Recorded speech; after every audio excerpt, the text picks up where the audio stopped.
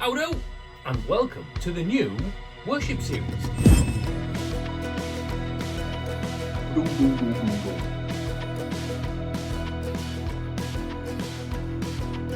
We might just open the offer again. Hi, I'm Chris. Welcome to King Bespoke Creations. A little while ago, I put out a notice that sounded a little bit like this. Do you play guitar or bass in a worship group or Christian praise setting? If you do, I want to build you a custom guitar or bass. I had a fantastic response, and we've got possibly up to 10 guitars waiting in line ready to get built. Sorry if you missed that call originally, but you never know. Once we've completed this first batch, we might just open the offer again. So here we are, season 1, the first guitar out of this new series. And this is another first for me. We're building a 30-inch scale guitar, generally known as a bass 6. They play like a standard guitar, but kind of an octave lower, super low notes, and you can go boom, boom, boom, boom, boom if you really want to. Today's video is all about the design and how we come about that. Keep watching for lots of fantastic little hints and tips on how to get started on your guitar designs. A lot of people go straight to paper and measure out all the important markers like the center line, the nut, the scale length, and the exact halfway point, which happens to be the 12th fret. And a trick for getting the neck right is to mark off your nut width, which in this case is 42mm, and then mark 5mm wider than the string spacings at the bridge. Then you can just draw the line between the two, and that is your neck width for whatever scale length you've got and however many strings you've got. Easy peasy. After that, you could simply sketch out whatever shape you fancy on your piece of paper and set off from there. But this doesn't work brilliantly if your design needs to go to and from someone else. So this is where I grab the iPad and start sketching. The easiest way I found is to find a picture of the guitar you're roughly starting with, whatever scale length, whatever shape it might be that you're going to tweak. Take that picture, stick it in your drawing application. I like Sketchbook, I find it really simple and easy to use. Simply put that on there, and then you can delete sections, you can add in other little curves until you've finished with the design that you want. This can then be sent backwards and forwards, adding in extra details, figuring out which technique you want to use for this little section and which technique you might want to use for that section. Do we want carving? Do we want inlays? Do we want laser sketching? Do we want hand-drawn pyrography? All those options backwards and forwards through emails, really, really simple and very easy to adjust. Once you have your final design, I then like to put a grid system on top of that picture. Now the sizing of the grid I find is really helpful to do it in halves of that scale length. So your first two lines, half it on the 12th, half that, and then whatever thickness you've got, go for the square as well. This makes it really easy to transfer that grid system onto your piece of paper with your measured off scale length 12th fret half, half, half. Once that grid system's in place, it's a simple matter of copying out each little square until you get the shape that matches what you've got on your iPad.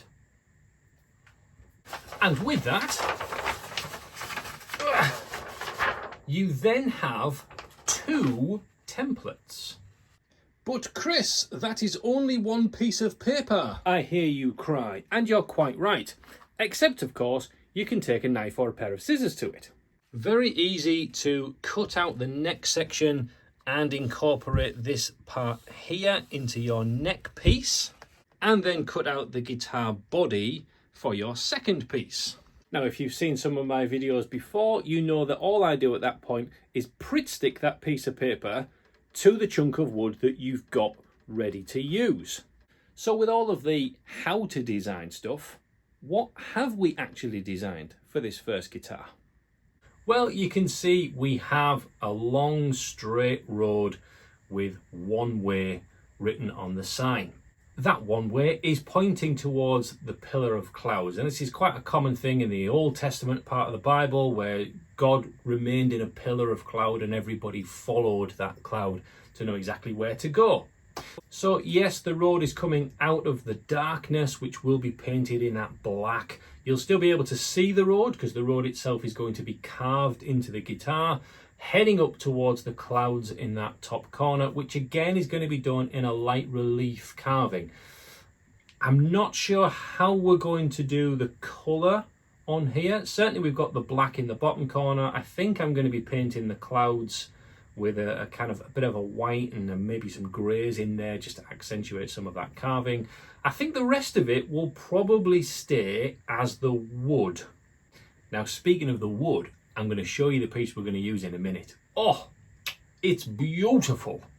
The neck on this guitar will be a maple unit, but sticking to the road tarmac kind of theme, we're actually going to grey off the maple.